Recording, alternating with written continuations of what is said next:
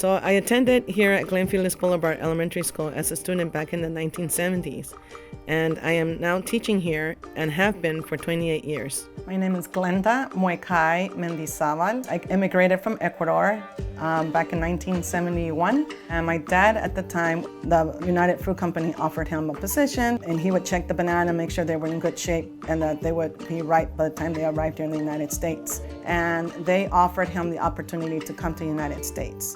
I had just finished preschool in Ecuador, and I turned 5 in May, and we were here in end of June, beginning July, and then school started in September. It was very scary. It was very scary being an immigrant. I didn't know the language, and at that time, Glenfield was very much Anglo-Saxon. So it wasn't a culture that I was familiar to either. So new country, new culture, the language. There were welcoming teachers, very sweet teachers, some I just hold dear to my heart.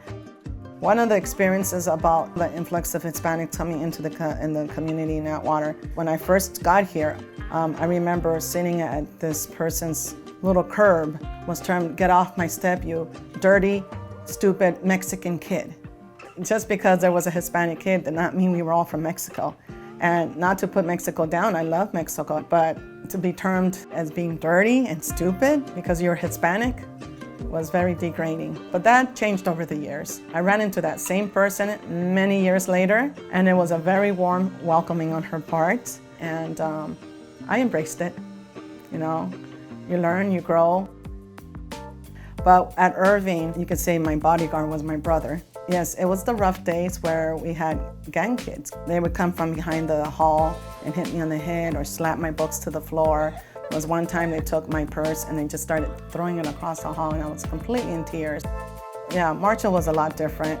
You know, you're older, you know who your friends are. You know who to seek out to become your friends. When it was time to look for a job, I just went up to the principal. You know, I told her that I had been a student there and I had been a TA there, not during her term. She was taken by that and showed her what degrees I had, what experiences I had, and she hired me. It feels wonderful knowing I grew in this school. This is the school I came to when I first came to the United States. You know, this is where I learned to speak the language.